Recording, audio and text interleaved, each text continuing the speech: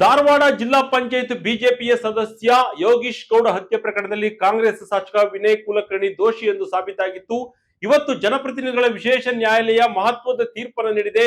ಒಟ್ಟು 17 ಆರೋಪಿಗಳನ್ನ ಅಪರಾಧಿಗಳೆಂದು ಕೂಡ ಘೋಷಿಸಿತ್ತು. ಅಪರಾಧಿಗಳಿಗೆ ಶಿಕ್ಷೆಯ ಪ್ರಮಾಣ ಕೂಡ ಈಗ ಪ್ರಕಟ ಆಗಿದೆ.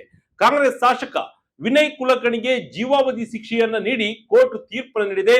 ಈ ಪ್ರಕರಣದಲ್ಲಿ ವಿನಯ್ ಕುಲಕರ್ಣಿ ಆರೋಪಿ 15ನೇ ಸ್ಥಾನದ ಆರೋಪಿಯಾಗಿದ್ರು. 2016ರಲ್ಲಿ ಧಾರವಾಡ ಜಿಲ್ಲೆಯಲ್ಲಿ ನಡೆದ ಒಂದು ಭೀಕರ ಘಟನೆ ರಾಜ್ಯದ ರಾಜಕೀಯವನ್ನು ನಡುಗಿಸಿತ್ತು.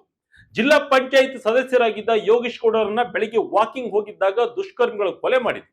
2020ರಲ್ಲಿ ಸಿಬಿಐ ಅವರು ಕುಲಕರ್ಣಿಯನ್ನ ಬಂಧಿಸಿತ್ತು. ನಂತರ ನ್ಯಾಯಾಲಯವು ಅವರಿಗೆ ಜಾಮೀನು ನೀಡಿದರು. ಕೆಲವು ಕಟ್ಟುನಿಟ್ಟಿನ ಷರತ್ತುಗಳನ್ನು ವಿಧಿಸಿತ್ತು. ವಿಶೇಷವಾಗಿ ಧಾರವಾಡ ಜಿಲ್ಲೆಗೆ ಹೋಗಬಾರದು ಎಂಬ ನಿಯಮವೂ ಇತ್ತು. ಈ ಕೇಸ್ನಲ್ಲಿ ವಿನಯ್ ಕುಲಕರ್ಣಿ ವಿಚಾರಣೆದಿನ ಕೈದಿಯಾಗಿ ಜೈಲಿನಲ್ಲಿದ್ದರು.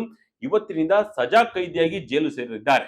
ಆದರೆ ಮುಂದಿನ ಕಾನೂನು ಹೋರಾಟವನ್ನು ಕೂಡ ಮಾಡಬಹುದಾಗಿದೆ. ಹೈಕೋರ್ಟ್ಗೆ ಅರ್ಜಿ ಸಲ್ಲಿಸಬಹುದು, ಸುಪ್ರೀಂ ಕೋರ್ಟ್ ಕೂಡ ಅಪೀಲ್ ಅನ್ನ ಸಲ್ಲಿಸಬಹುದು. ಮುಂದೆ ಯಾವ ರೀತಿಯಾದಂತಹ ನಿರ್ಧಾರವನ್ನು ತೆಗೆದುಕೊಳ್ತಾರೆ ಅಂತ ಹೇಳಿ ಕಾದು ನೋಡಬೇಕಿದೆ.